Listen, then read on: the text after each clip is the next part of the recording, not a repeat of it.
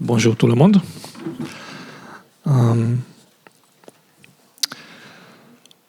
Ça fait un moment que Dieu a mis sur mon cœur de faire une petite série avec vous. Et c'est quelque chose qu'on va démarrer aujourd'hui. Mais pour mettre ça un peu en contexte, en réfléchissant, en préparant pour ce matin, j'ai pensé à ce qui se passe dans le monde autour de nous. Je ne sais pas si vous regardez les nouvelles, certainement vous faites. Notre monde est instable. C'est peut-être une sous-estimation. L'économie est exceptionnelle d'une année et catastrophique l'année suivante.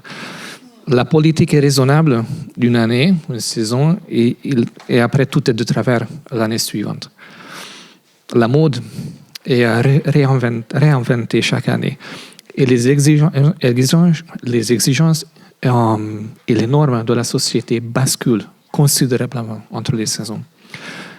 Et c'est un problème fondamental, littéralement fondamental. Comment est-ce qu'on peut construire une vie sur une fondation qui bouge tout le temps? C'est impossible en fait. Comment est-ce qu'on peut conformer nous-mêmes aux exigences et attentes qui changent tout le temps?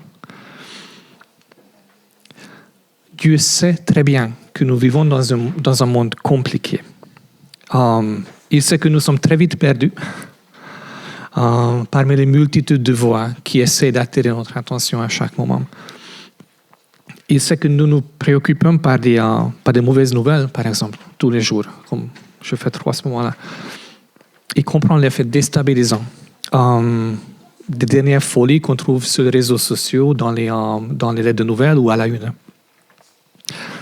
Mais il connaît également la puissance de la vérité. Une fois, il a dit à ses auditeurs en Jean chapitre 8, alors il dit aux Juifs qui avaient cru en lui, « Si vous demeurez dans ma parole, vous êtes vraiment mes disciples, vous connaîtrez la vérité et la vérité vous rendra libre. » Cette vérité est comme un rocher pour un bateau. Il peut accrocher son ancre et peu importe les vagues qui arrivent, il reste sur place. Il ne dérive pas l'endroit où il veut rester. Ce rocher pour notre âme, pour notre vie, c'est la parole de Dieu, c'est la Bible. On peut vraiment s'ancrer notre vie sur cet outil. C'est un outil que Dieu a donné pour chaque saison, pour chaque génération, pour chaque circonstance.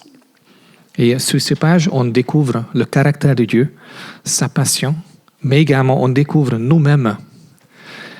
C'est comme un miroir, on peut nous voir notre visage reflété sur ces pages. Et c'est pourquoi, ici, et pas mal d'autres églises, on enseigne la Bible, parce que c'est quelque chose qui est fondamentalement important, surtout dans nos jours aujourd'hui. Et donc, aujourd'hui, nous allons embarquer sur un voyage qui va durer certainement des mois. Si Jésus ne revient pas entre-temps, ou évidemment si Dieu nous permet. Et on va étudier l'épître aux Éphésiens, donc le Nouveau Testament. Donc c'est un épître que Paul a écrit.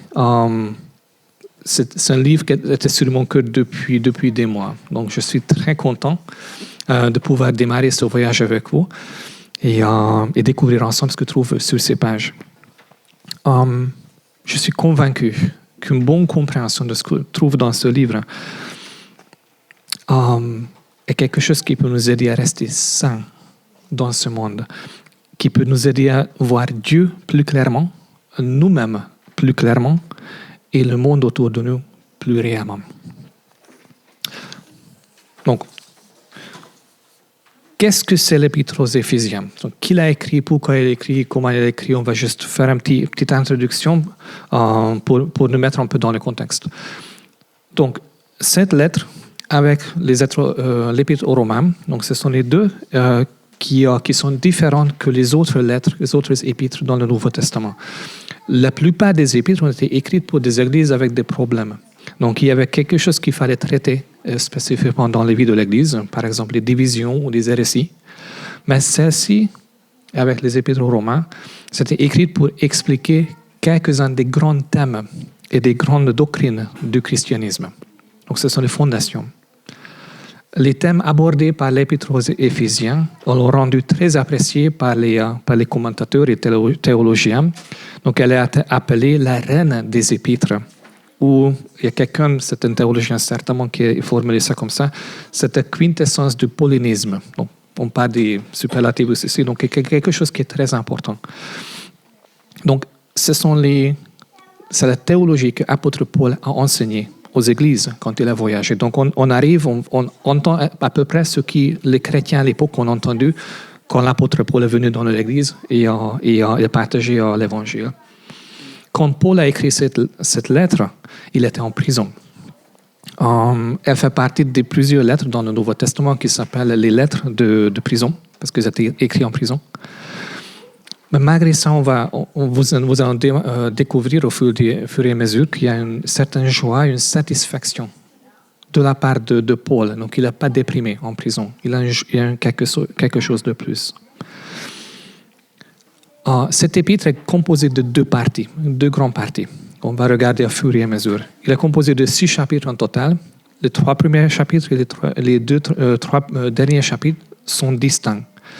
Les 3 premiers chapitres parlent de Jésus. Donc, le point focal est absolument la croix, ce que Jésus a fait, et l'impact de son œuvre sur nos vies et sur l'Église. Il nous montre quelque chose qui ne frappe pas forcément l'œil. Notre statut, notre privilège en tant qu'enfant de Dieu, en tant qu'Église de Jésus-Christ. Qui nous sommes, qu'est-ce qu'il a fait et qui nous sommes à cause de ça. Je ne sais pas si cette illustration vous parle. Pour moi, c'est un peu comme l'eau pure qui coule, qui nettoie. Donc, parce qu'il y a autant de choses, autant de saleté qui s'attachent à notre raisonnement. Qu'est-ce que nous pensons nous-mêmes? Comment nous voyons Dieu?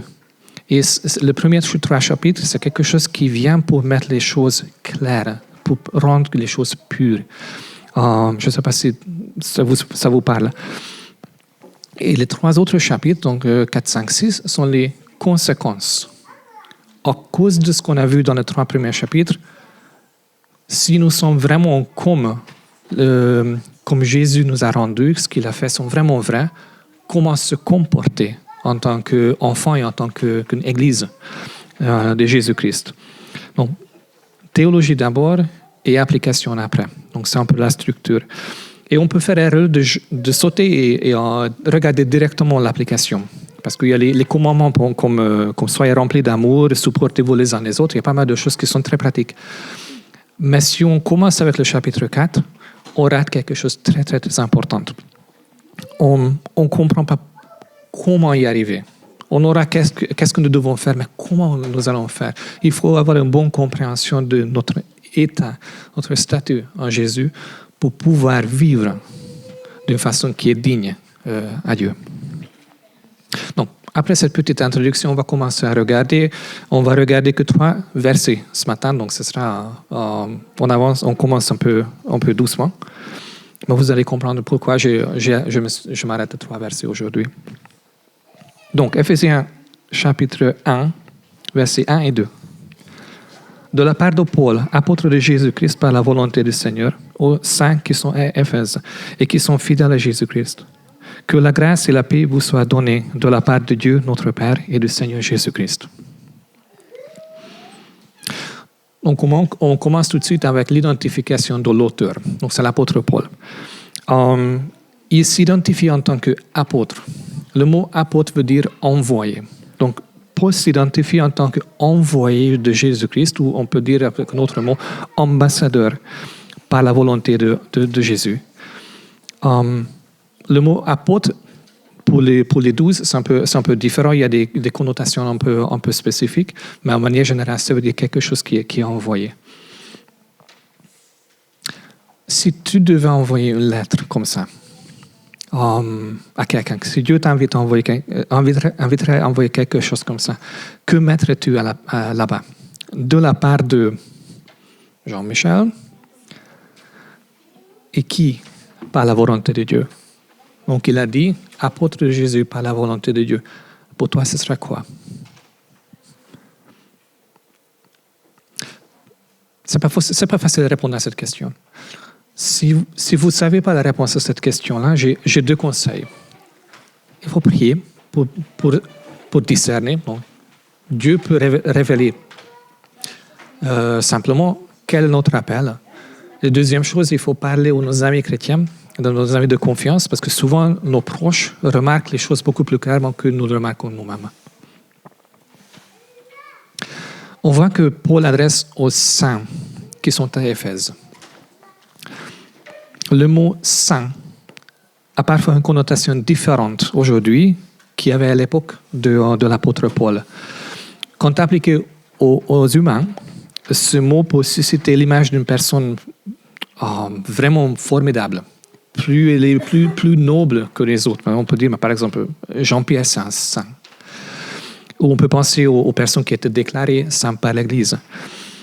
Dans la Bible, le mot saint veut simplement dire mis à part pour une raison spécifique. Quand on parle de la sainteté de Dieu, il est saint parce qu'il est mis à part de ce monde, il ne fait pas partie de ce monde. Et quand on parle de sa perfection, on peut parler de sa séparation de tout ce qui est mal, tout ce qui est impur. Il est saint, il est mis à part. Les saints qui sont à Éphèse, à qui Paul s'adresse, ce sont les gens qui sont mis à part pour Dieu.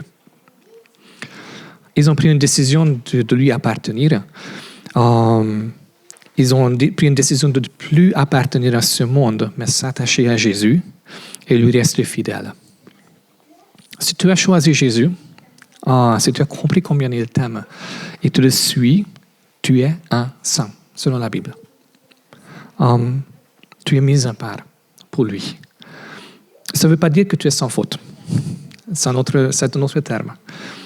En fait, bien au contraire. Nous ne sommes pas du tout sans faute. Ici sur la terre, nous faisons beaucoup d'erreurs, volontairement et involontairement. Mais nos erreurs et nos péchés ne changent pas le fait que nous sommes mis à part pour Jésus.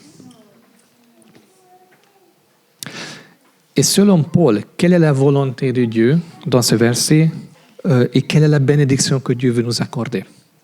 On voit, Paul parle de la grâce et de la paix donnée de la part de Dieu, de notre Père et du Seigneur Jésus-Christ. La grâce, qu'est-ce que ça veut dire la grâce? La grâce veut dire la bonté, la bienveillance imméritée de Dieu. C'est une manifestation de son amour envers ses enfants. La grâce est la fondation de notre salut. C'est le moment, si on pense à notre salut, le moment que nous venons dans la présence de Dieu, en demandant son intervention, nous nous appuyons sur sa grâce. Mais elle est également la fondation de notre vie entière avec lui. Ce n'est pas que le début. En Colossiens chapitre 2, verset 6, on trouve « Ainsi donc, tout comme vous avez accueilli le Seigneur Jésus-Christ, marchez en lui.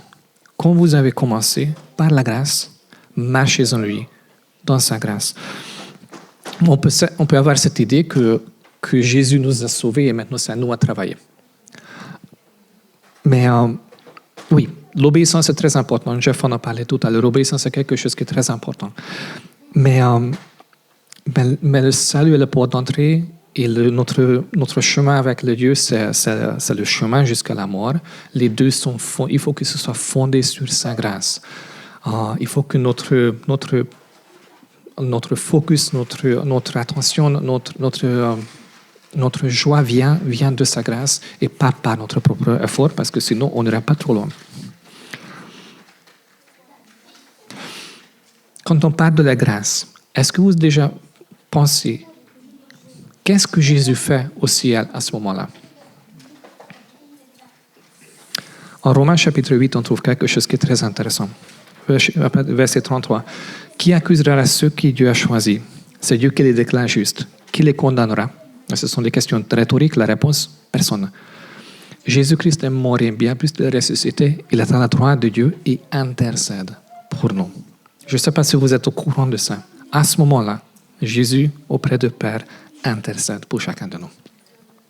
Ça, c'est la grâce. Quand on parle de la grâce, on parle de ça. Jésus intercède pour toi, même quand tu es au plus bas, même quand tu ne penses pas à lui, il intercède pour toi. La grâce et la paix. Paul parle des deux, dans cet ordre. C'est très important, l'ordre. Sans avoir compris la grâce de Dieu, on ne peut pas expérimenter sa paix dans sa réalité, dans sa totalité. Car c'est uniquement quand on comprend la bonté de Dieu envers nous, ces pensées illimitées qui sont tous bonnes envers nous, que nous pouvons effectivement trouver le repos et cette paix. Et c'est à cause de sa grâce que nous nous trouvons portés et protégés par la paix de Dieu qui dépasse toute intelligence. Ok, avançons un peu. Je suis un peu lent. Dans Éphésiens chapitre 1, le verset 3 jusqu'à 14, c'est une seule phrase dans la version originale. Donc, Paul commence une longue discussion. Dans les traductions, ils sont divisés en au moins une vingtaine de phrases, parce qu'on ne peut pas traduire littéralement. Mais c'est important, c'est intéressant de savoir que c'était juste une seule longue phrase. On va regarder verset 3. Béni soit le Dieu, le Père de notre Seigneur Jésus-Christ, qui nous a bénis de toute bénédiction spirituelle dans les lieux célestes en Christ. C'est intéressant que Paul commence par une bénédiction pour Dieu. Béni soit le Père de notre Seigneur, et après il explique pourquoi. Parce qu'il nous a bénis. C'est un peu comme la lune éclaire le soleil, si on y pense, mais uniquement à cause du fait que le soleil a éclairé la lune en premier. Il peut refléter. On peut. C'est la même chose qu'on peut faire à Dieu aussi. On peut accepter, on peut être éclairé par l'amour et par la grâce et par le paix de Dieu. Et en retour, on peut le bénir. Évidemment, vous comprenez quelle bénédiction est plus grande entre les deux. Mais c'est en fait ça. Paul commence avec ça. Je bénis Dieu parce que je suis béni. Et notez le temps passé. Il nous a bénis. Cette bénédiction est la nôtre, déjà aujourd'hui. Ce n'est pas quelque chose qu'il fera plus tard. C'est quelque chose qu'il a fait et qui nous appartient. Spurgeon a dit à un moment donné, c'est un pasteur anglais, nous n'avons pas à gémir, à pleurer, à nous inquiéter et nous tourmenter et remettre en question notre salut. Il nous a bénis et nous le bénirons donc. C'est quelque chose qui est fait. Et notez la nature et la localisation de bénédictions. Ce sont des bénédictions spirituelles et pas matérielles. Et je vais m'arrêter ici un peu sur ce point-là, parce qu'il y a une hérésie qui est très courante dans les églises aujourd'hui. Et c'est quelque chose qui s'appelle l'évangile de la prospérité. Je ne sais pas si vous avez déjà parlé de ça. Selon cette théologie, Dieu systématiquement bénit chaque fois d'une façon matérielle. Dieu bénit notre foi d'une façon matérielle. Ça veut dire, si tu as la foi, tes soucis vont te quitter, tes finances seront toujours positives et tu auras toujours une bonne santé, etc., etc.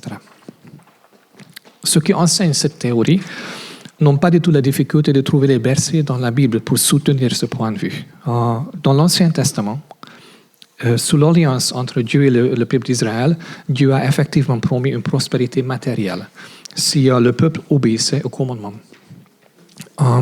Cette promesse faisait partie de l'alliance entre Dieu et Israël. Mais on ne trouve aucun parallèle avec ça dans le Nouveau Testament entre Dieu et son Église. Au fait, on voit le contraire. Jean chapitre 16. Je vous ai dit cela afin que vous ayez la paix en moi. Vous aurez à souffrir dans le monde, mais prenez courage. Moi, j'ai vaincu le monde. Les bénédictions promises à Israël étaient des bénédictions matérielles, principalement. Pour l'Église, ce sont beaucoup plus intéressantes. Ce sont des bénédictions spirituelles. Et pourquoi je parle de ça? Pourquoi je parle de l'évangile de prospérité? Parce que ce n'est pas un évangile. L'évangile veut dire une bonne nouvelle. L'évangile de prospérité n'est pas une bonne nouvelle du tout. En fait, elle est destructive et dévastateur. Pourquoi? Imagine quelqu'un qui a un souci relationnel. On va dire ça comme ça, mais ça peut être santé, financier, peu importe. Qu'est-ce que l'évangile de prospérité lui dit? Si tu as de la foi, prie et surmonte tes problèmes. Au nom de Jésus, ordonne ce problème qu'il parte. La réalité, c'est que parfois les problèmes restent. Ils subsistent. Pendant des années parfois. Comment évaluer la situation? Tu pries et ton problème n'est pas résolu. L'évangile de prospérité t'avait promis l'interaction miraculeuse de Dieu. Pourquoi chez toi, quand tu as vu pas mal de miracles chez les autres, mais pas chez toi? Pourquoi ça n'arrive pas chez toi? Il n'y a pas mille explications à ça possible à cette question. Soit ta foi est trop petite, soit il y a un péché dans ta vie, soit Dieu n'a pas la capacité d'intervenir, c'est trop difficile pour lui, ou il n'a pas envie.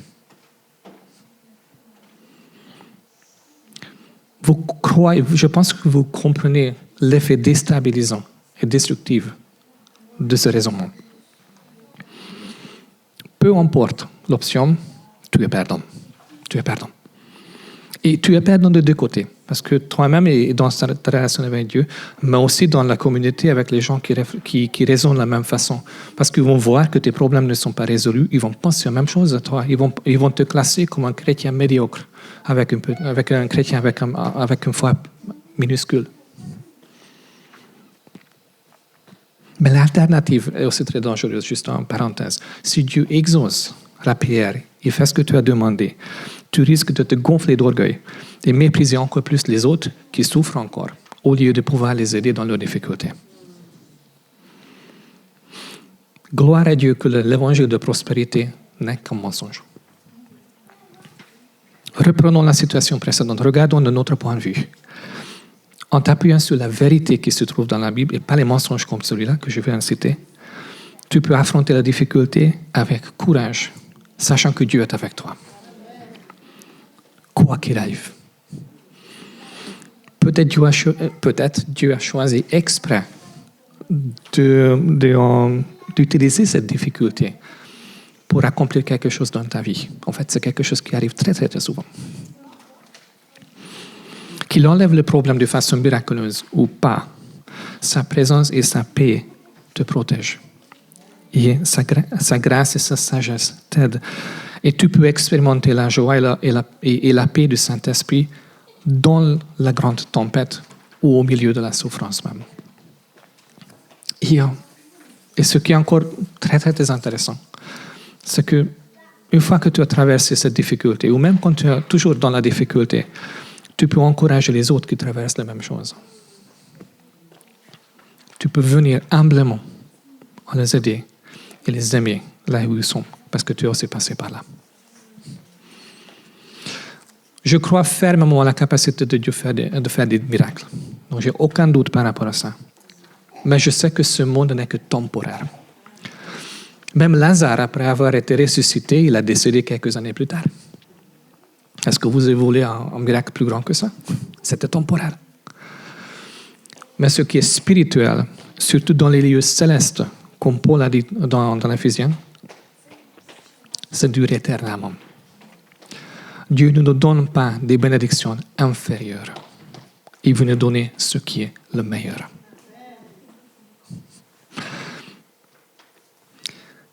Je m'arrête ici.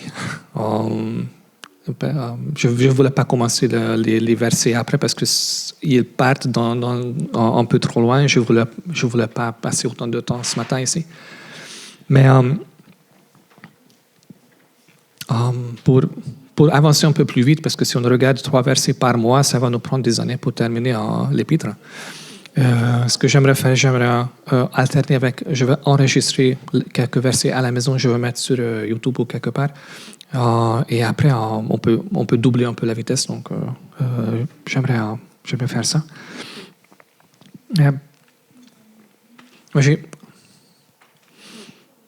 J'ai parlé pas mal de choses. Je parlais de qui sont les saints, que nous sommes saints en Jésus. Je parlais de la fait que la grâce et la paix de Dieu, c'est quelque chose qui nous porte. Je parlais de l'autorité, je parlais de l'importance de la Bible dans nos vies. Et peut-être vous avez besoin de la grâce de Dieu parce que vous portez quelque chose de lourd aujourd'hui. Il y a une forte possibilité que plusieurs parmi nous, c'est leur cas. Ça peut aussi que vous avez besoin de sa paix parce qu'il y a quelque chose qui passe dans leur vie, qui dépasse peut-être votre capacité de gérer. Ou vous avez besoin d'un miracle dans un domaine spécifique, vous avez besoin que Dieu fasse quelque chose pour vous. Et vous avez juste envie de profiter de sa présence sans la condamnation qui nous entoure partout. Si ça vous concerne, j'ai eu vraiment à cœur de ne pas partir aujourd'hui sans pouvoir prier pour vous. Donc, ce qu'on va faire, si quelqu'un veut qu'on prie pour lui, je vais vous demander de vous lever. Après, je vais demander les autres d'entourer ceux qui ont besoin de la prière et prier pour eux. Tout de suite, avant qu'ils partent. Donc, ceux qui ont besoin, ceux qui sont touchés, ceux qui savent qu'ils ont besoin de quelque chose, une réponse, la grâce, la paix ou quelque chose, je vous invite à vous lever. Ce matin, je vais demander les autres à les entourer et prier. Voilà. Seigneur, merci pour ta parole. Elle éclaire nos sentiers. Merci pour le fait qu'en toi, il n'y a plus de condamnation. En toi, nous sommes aimés, appréciés, élevés, lavés et même bénis. On a regardé que 3 versets ce matin dans l'Épître. Je prie pour la suite.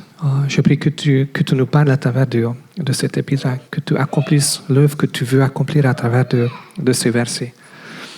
Et que ta grâce et ta paix nous gardent et que ton Saint-Esprit nous guide. Merci pour la promesse que tu ne nous quitteras jamais, que tu seras avec nous tous les jours, que tu intercéderas pour nous, même le moment que nous faisons péché volontairement. Tu intercèdes pour nous. Mais le moment quand on ne pense pas à toi, tu intercèdes pour nous. Merci pour cette grâce imméritée, illimitée, qui nous a donnée en toi. Sois glorifié dans nos pensées, dans nos paroles et dans nos actes. En ton nom. Amen.